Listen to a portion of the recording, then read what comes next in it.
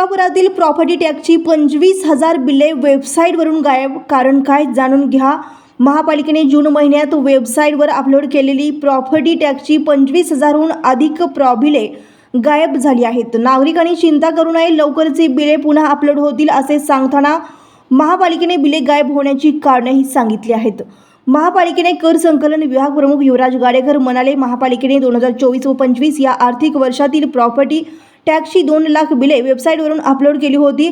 यातील अनेक बिलांमध्ये मिळकतदारांना खाजगी पाणीपट्टीसोबत सार्वजनिक पाणीपट्टी आकारणी झाली आहे. ही दुबार पाणीपट्टी रद्द करण्याची मागणी अनेक मिळकतदारांनी केली आहे.